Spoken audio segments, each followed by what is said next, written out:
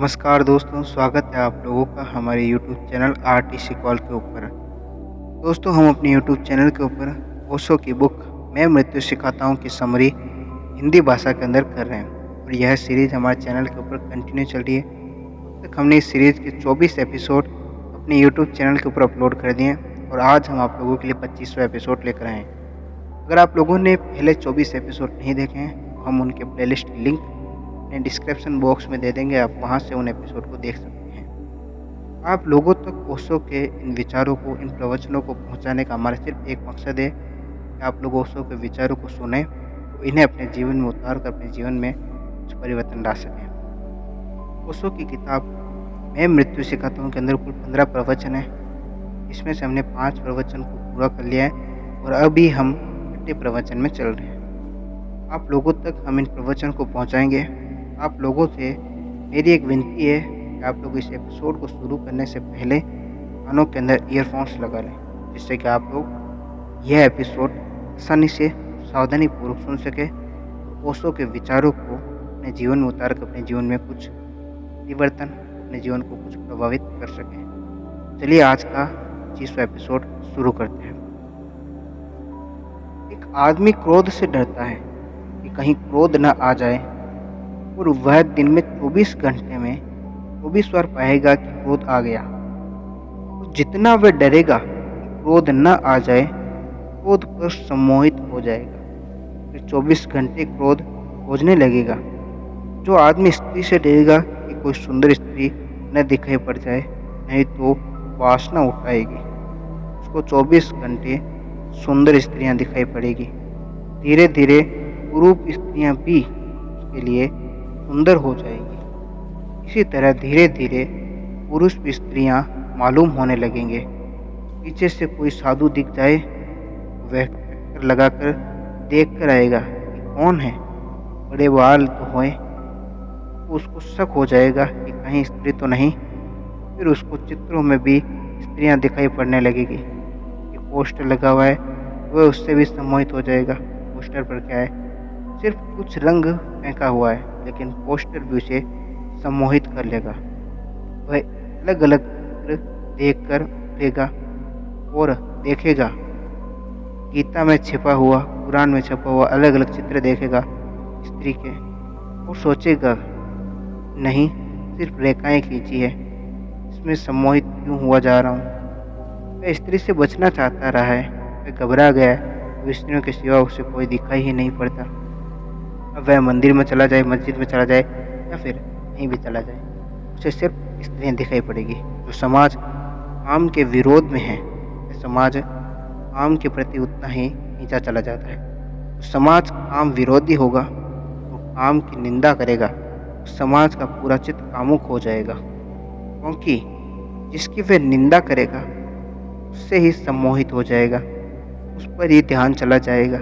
जितनी ही ब्रह्मचारी की बातें होंगी, उतने ही गंदे और व्यभिचारी लोग इस समाज में पैदा होंगे, क्योंकि वह ब्रह्मचारी की अति चर्चा कामुकता पर चित्त को केंद्रित कर देती है। यह हमारी हिप्नोसिस है और हम इसमें ही जी रहे हैं। सारी दुनिया इसमें उलझी हुई है और इसको तोड़ना बड़ा मुश्किल पड़ता है, क्योंकि तोड़ने के लिए हम जो करते हैं उससे ही हम हिप्नोसिस बढ़ती है। इसी तरह हमने बहुत सी जिंदगी के न मालूम क्या क्या हिप्नोसिस बना रखे हैं और उनको हम पैदा किए चले जाते हैं और फिर उन्हीं में जीते रहते हैं। इनको तोड़ना ज़रूरी है ताकि हम जाग सकें। अगर तोड़ने के लिए भी, क्योंकि यह झूठा सब जाल है, एक झूठे कांटे खोजने पड़ते हैं। इसीलिए सब साधना एक अर्थ में झूठ को निकालने के लिए है और इसीलिए झूठ है। जब सब साधना, सब मेथड, दुनिया भर में सब प्रयोग जिसने हम परमात्मा की तरफ जाने की कोशिश करते हैं, झूठे हैं, क्योंकि परमात्मा से दूर हम कभी गए ही नहीं हैं, सिर्फ हम ख्याल में चले गए हैं। जैसे एक आदमी रात सोए द्वारिका में और सपने में कलकत्ता पहुंच जाए। अब वह घबराने लगे रात में कि मेरी तो पत्नी बीमार है, घर पर है और मुझे द्वारका पहुंचना है और मैं कलकत्ता आ गया। अब मैं किस ट्रेन में जाऊं, किस टाइम टेबल को देखूं, किस हवाई जहाज़ को पकड़ूं, किस बस को पकड़ूं, कैसे जाऊं। पूछने लगे लोगों से कि मैं द्वारका कैसे जाऊं। तो अगर उसको कोई बताए कि तुम फलां फलां स्टेशन पर जाकर ट्रेन पकड़ लो, तो वह मुश्किल में पड़ जाएगा, क्योंकि पहली बात तो यह है कि वह कलकत्ते में नहीं है। कलकत्ते में वह होता तो ट्रेन पकड़कर द्वारका आ सकता था। वह कलकत्ता गया ही नहीं है कभी, सिर्फ कलकत्ता पहुंच गया है सपने में, कल्पना में, हिप्नोसिस में। उसको जो भी रास्ता बताया जाएगा वह सब मुश्किल में डाल देने वाला है। कोई रास्ता किसी मतलब का ही नहीं, सब रास्ते झूठे होंगे और वह द्वारिका लौटेगा तो सच्चे रास्ते से लौट ही नहीं सकता, क्योंकि सच्चा रास्ता हो ही नहीं सकता। वह कलकत्ता कभी पहुंचा ही नहीं है कि वहां से कोई रास्ता पकड़ ले। अगर वह किसी ट्रेन में बैठकर द्वारिका आएगा तो वह ट्रेन उतनी ही झूठी होगी जितना झूठा कलकत्ता था। और अगर कलकत्ता के हावड़ा स्टेशन से पकड़ेगा गाड़ी तो वह हावड़ा स्टेशन उतना ही झूठा होगा जितना कलकत्ता था। और टिकट अगर खरीदेगा तो उतनी ही झूठी होगी जितना झूठा कलकत्ता था। और रास्ते में अगर टिकट चेकर वगैरह आएंगे तो वह सब भी झूठे होंगे। जो स्टेशन वगैरह आएंगे, जो स्टेशन उस व्यक्ति के लिए वहाँ पर आएंगे, वे सभी झूठे होंगे। फिर वह द्वारिका आ जाएगा, फिर वह प्रसन्न होकर उठ जाएगा। तब हैरान होगा कि बड़े आश्चर्य की बात है, मैं तो अपने ही खाट पर सोया हुआ हूँ, मैं कहीं गया ही नहीं, तो मैं लौटा कैसे। जाना भी झूठ था, लौटना भी झूठ है। परमात्मा के बाहर कोई कभी गया ही नहीं है, जा भी नहीं सकता, क्योंकि वही है, उसके बाहर जाने का उपाय नहीं है। इसीलिए जाना भी झूठ है, लौटना भी झूठ है। लेकिन जब जा चुके हैं तो लौटना पड़ेगा, कोई उपाय ही नहीं। जब जा ही चुके हैं तब लौटना पड़ेगा ही, इसलिए लौटने के लिए उपाय पकड़ने पड़ेंगे। लेकिन जब आप लौटे आएंगे तब आप पाएंगे कि सब मेथड झूठ थे, सब साधना झूठी थी। साधना करनी पड़ी इसीलिए कि हम चले गए थे सपने में, इसीलिए लौटना पड़ा। अगर यह समझ में आ जाए तो शायद कुछ भी न करना पड़े और आप अचानक पाएंगे कि लौट गए हैं। लेकिन यह समझ में आना मुश्किल है, क्योंकि आप पहुंच गए हैं। आप कहते हैं कि यह तो आप ठीक ही कहते हैं, लेकिन कलकत्ते में हूँ मैं, तो लौट कैसे, यह बताइए, लौटूं कैसे वहाँ से। अभी एक मित्र ने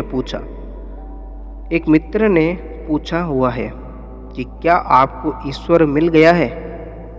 अभी वे इसी तरह की बातें पूछ रहे हैं। मैं उनसे पूछता हूँ कि क्या आपको ईश्वर खो गया है।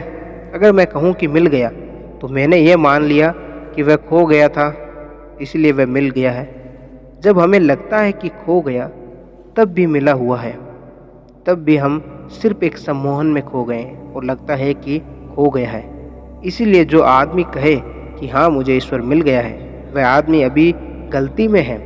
अभी उसको यह ख्याल समझ में नहीं आया है कि वह खोया ही नहीं था। इसलिए जो जान लेते हैं वे ऐसा नहीं कहेंगे कि ईश्वर मिल गया है, वे कहेंगे उसे खोया ही नहीं था। जिस दिन बुद्ध को ज्ञान हुआ और गांव के लोग इकट्ठे हो गए और उन्होंने पूछा कि आपको क्या मिल गया। बुद्ध ने कहा, मिला कुछ भी नहीं है, जो खोया ही नहीं था वही दिखाई पड़ गया। जो खोया ही नहीं था, जो प्राप्ति था वही प्राप्त हो गया। तो गांव के लोगों ने कहा, मतलब कि कुछ फ़ायदा नहीं हुआ, बेकार मेहनत गई। बुद्ध ने कहा, हाँ, उस अर्थ में कोई फ़ायदा नहीं हुआ, लेकिन अब मेहनत करने की कोई ज़रूरत न रह गई, इतना फ़ायदा हो गया है। उस अर्थ में कोई फ़ायदा न हुआ, लेकिन अब मेहनत करने की ज़रूरत नहीं है। अब मैं कभी खोजने न जाऊंगा, अब मैं कभी कुछ पाने न निकलूंगा, अब मैं किसी भी यात्रा पर न जाऊंगा, बस इतना फ़ायदा हो गया है। क्योंकि अब मैं जानता हूँ कि जहाँ हूँ वहीं हूँ सदा से। सिर्फ सपने से हम बाहर चले जाते हैं, कहीं और चले जाते हैं जहाँ हम नहीं हैं। इसीलिए सब धर्म एक अर्थ में झूठ है। इस अर्थ में झूठ है कि वे लौटने की प्रक्रिया है, और सब योग झूठ है क्योंकि वे लौटने की प्रक्रियाएं हैं लेकिन बड़े उपयोगी हैं। अब जिसको सांप ने काट खाया है, चाहे झूठे ही सांप ने क्यों नहीं। गांव का ओझा बड़ा उपयोगी है, जो मंत्र फूंक कर झाड़ू मारकर सांप का जहर अलग कर देता है। इसकी बड़ी ज़रूरत है। यह गांव में रहना चाहिए। ये नहीं रहेगा तो लोग मर जाएंगे उस सांप से काट कट कर, जो कि है ही नहीं। मैं जिस जगह रहता हूँ, मेरे पड़ोस में एक आदमी रहते थे। अब वे गुजर गए हैं। उनके पास हिंदुस्तान से दूर दूर से लोग सांप जड़वाने आते थे। वे बड़े होशियार आदमी थे। उन्होंने 10-5 सांप पाल रखे थे। उनके घर में सांप सब पले हुए थे। जब कोई आदमी आता तो उसकी झाड़ फूंक करते और कहते कि कैसा सांप था, क्या था, कहाँ काटा था, मरा तो नहीं। वे सब जांच पड़ताल कर लेते थे, और यह सब जांच पड़ताल कर लेने के बाद फिर वे सांप को बुलाते। वह भी सांप कहाँ आने वाला था। उनके घर के बंधे हुए जो सांप थे वे निकल आते। वह सब उनकी ट्रिक थी कि वह कैसे क्या करेंगे तो कौन से नंबर का सांप चलाएगा, उसका ताला खुलवा देंगे। वह सांप घंटा आधा घंटा में फन फुकारता हुआ दरवाजे से अंदर प्रवेश करेगा। जैसे ही वह प्रवेश करेगा, चमत्कार हो गया। अब जिसको सांप काटता है वह ठीक से देख भी तो नहीं पाता किसने काटा, कैसा था, क्या नहीं था। वह तो काटे जाने के झंझट में पड़ जाता है। मर गया, झंझट में पड़ गया। सांप तो कहीं खो जाता है, और अगर सांप मर जाए यानी मारा गया, तो फिर उसकी आत्मा को बुलाएंगे। फिर उसकी आत्मा उनके सांप में आएगी, और जब वह सांप सामने आ जाएगा तो उसको बहुत डांटेंगे, डपटेंगे। वह सांप क्षमा मांगेगा, सिर पटकेगा, और उस आदमी का विष उतरना शुरू हो जाएगा, और वे कहेंगे ठीक है, वापस इसका जहर पी लो। उसके घाव पर वह सांप अपने मुंह लगाएगा, और वह आदमी ठीक हो गया। वह आदमी एकदम स्वस्थ हो जाएगा। दुर्भाग्य से उनके लड़के को ही सांप ने काट खाया। तब बड़ी मुश्किल हो गई, क्योंकि उनकी दवा बिल्कुल काम न थी। वे मेरे पास भागे हुए आए। उन्होंने कहा कि मैं बड़ी मुश्किल में पड़ गया हूँ, आप कुछ रास्ता बताइए। मेरे लड़के को ही सांप ने काट खाया, और वह जानता था कि सारे सांप घर में बंधे हैं। यह सब चालबाजी है। अब मैं क्या करूं? यह तो मर जाएगा लड़का। अब कुछ मैं कर ही नहीं सकता। मैंने कहा आप तो इतने बड़े झाड़ने वाले हैं, आपके पास लोग दूर दूर से आते हैं। उन्होंने कहा यह सब ठीक है, मुझको काट खाए तो मैं मुश्किल में पड़ा हूँ, और मुझको अगर काट खाए तो मुझे बचाना मुश्किल है, क्योंकि हर झाड़ने वाला मुझे चालक मालूम पड़ेगा कि कुछ न कुछ गड़बड़ है, और वह अपना कुछ चालाकी कर रहा है। तो सांप ने काट खाया है और बचना बहुत मुश्किल है। उनका लड़का नहीं बच सका, वे अपने लड़के को न बचा सके। झूठ को मिटाने के लिए झूठ के उपाय हैं, लेकिन उनकी सार्थकता है। सार्थकता इसीलिए कि हम झूठ में चले गए हैं। इसलिए इस भाषा में पूछे ही मत, सम्मोहन है क्या? सम्मोहन ही है। शुरू में तो प्रारंभिक चरण सम्मोहन के निंदा के हैं, अंतिम चरण ही ध्यान का है। वही कीमती है, लेकिन उसके लिए यह भूमिका अत्यंत आवश्यक है। जिस झूठ में आप चले गए हैं वहाँ से लौट आना आवश्यक है। और इस भाषा में भी कभी न पूछें कि ईश्वर मिल गया है कि नहीं मिला। ये बात ही गलत है। किसको मिलेगा? कौन मिलेगा? जो है वह है। जिस दिन आप जाएंगे उस दिन आप पाएंगे कि न कुछ खोया है, न कहीं गया है, न कुछ मिटा है, न कुछ मरा है। जो है वह है। तब उस दिन सब यात्रा, सब जाना बंद हो जाता है। आवागमन से मुक्ति का क्या मतलब होता है? आवागमन से मुक्ति का मतलब यह नहीं होता है कि यहाँ पैदा नहीं होंगे। आवागमन से मुक्ति का मतलब होता है तब कोई आना जाना न रहा, कहीं भी किसी तल पर भी आना जाना न रहा। वह कमिंग और गोइंग गई। तब हम वहीं रह जाएंगे जहाँ हैं, और जिस दिन हम वहीं रह जाते हैं जहाँ हम हैं, उसी दिन आनंद के झरने फूट पड़ते हैं, क्योंकि जहाँ हम नहीं हैं वहाँ हम आनंदित कभी नहीं हो सकते। जहाँ हम हैं वही आनंदित हो सकते हैं। जो हम हैं वही होकर आनंदित हो सकते हैं। जो हम नहीं हैं वह हम होकर कभी भी आनंदित नहीं हो सकते हैं। इसीलिए आवागमन का मतलब है कि हम कहीं और भटक रहे हैं जहाँ हम ना हैं। हम कहीं और खो गए हैं जहाँ हम कभी गए नहीं। हम कहीं ऐसी जगह पर घूम रहे हैं जहाँ हमारा कभी होना ही नहीं है, और जहाँ हम हैं वहाँ से हम चूक गए हैं। आवागमन से मुक्ति का मतलब है वहाँ आ जाना जहाँ हम हैं। परमात्मा में आने का मतलब है वहीं हो जाना जो हम हैं। कोई ऐसा नहीं है कि किसी दिन परमात्मा मिल जाएगा कहीं खड़ा हुआ और आप नमस्कार करेंगे और कहेंगे कि धन्यवाद आप मिल गए हैं। ऐसा कहीं कोई परमात्मा नहीं है। और अगर ऐसा कहीं दिख जाए तो समझ लेना कि हिप्नोसिस चल रही है। यह भी क्रिएटेड है। यह भगवान भी अपने आप ही बनाए हुए हैं। इनकी मुलाकात भी उतनी ही झूठी है जितना इनका खोना झूठा था, उतना ही इनका मिलना भी झूठा है। कहीं ऐसा कोई भगवान नहीं मिल जाने वाला है। इसीलिए यह हमारी भाषा हमको धोखा देती रहती है, क्योंकि भाषा में हमको लगता है ईश्वर साक्षात्कार, ईश्वर दर्शन है। ये शब्द बड़े गलत हैं। इन शब्दों से ऐसा लगता है कि कहीं कोई मिल जाएगा जिसका दर्शन कर लेंगे, साक्षात्कार हो जाएगा, गले मिल लेंगे, भेंट हो जाएगी। सब झूठी बातें हैं। अगर ऐसा कभी कोई परमात्मा मिल जाए तो फौरन सावधान हो जाना। ये परमात्मा बिल्कुल आपके ही मन का निर्माण हुआ है। यह हिप्नोसिस होगा। सब हिप्नोसिस से लौट जाना है और वापस उस जगह खड़े हो जाना है जहाँ कोई निंद्रा नहीं है, जहाँ कोई सम्मोहन नहीं है, जहाँ हम पूरे जागे हुए हैं। जो है वह खड़े रह गए हैं। उस जगह जो अनुभव होगा वह समस्त जीवन की एकता का अनुभव है। वह समग्र के एक होने का अनुभव है। उस अनुभूति का नाम परमात्मा है। अब हम सुबह के ध्यान के लिए बैठें। कुछ और मैं रात बात कर लूँगा। थोड़े थोड़े फासले पर हो जाएं और बातचीत न करें। चुपचाप फासले पर हो जाएं और जगह बना लें। जिन्हें लेटना हो वे लेट जाएं, वे लेटने लायक जगह बना लें। और बीच में किसी की गिरने जैसी हालत हो जाए तो उसे गिर जाने दें। उसे अपने को रोकना नहीं है।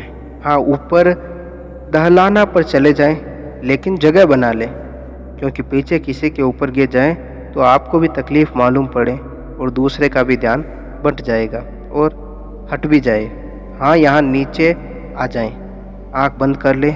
कोई बच्चे बात नहीं करेंगे, चुपचाप बैठेंगे 10 मिनट के लिए आँख बंद करके। शरीर को ढीला छोड़ देंगे, शरीर शिथिल छोड़ देंगे, शरीर बिल्कुल ढीला छोड़ दें, जैसे शरीर में कोई प्राण नहीं है। सारी शक्ति को भीतर चले जाने दें। शरीर की शक्ति भीतर जा रही है, भीतर बह रही है, भीतर हम सिकुड़े जा रहे हैं और शरीर एक खोल की तरह बाहर टंका रह जाएगा। चाहे गिर जाए, भीतर सरक जाए और शरीर को शिथिल छोड़ दें। फिर मैं सुझाव देता हूँ, मेरे साथ अनुभव करें। इस तरह प्रभु 10 मिनट के लिए ध्यान में रहें। कुछ 10 मिनट बाद श्री साधकों को धीरे धीरे गहरी सांस लेने एवं ध्यान से वापस लौटने का सुझाव देते हैं और बहुत धीरे धीरे उन्हें आँख खोलने को कहते हैं और सुबह ही इस बैठक की समाप्ति की घोषणा करते हैं। आज के लिए इतना ही। मिलेंगे हम आप लोगों से कल नए वीडियो में। तब तक आप लोग अपना ख्याल रखें। कल हम इस ओशो की बुक में मृत्यु सिखाताओं का 7वां प्रवचन शुरू करेंगे, जिसका नाम है मूर्छा में मृत्यु है और जागृति में जीवन है। मिलेंगे अगले वीडियो में। तब तक ख्याल रखें अपना।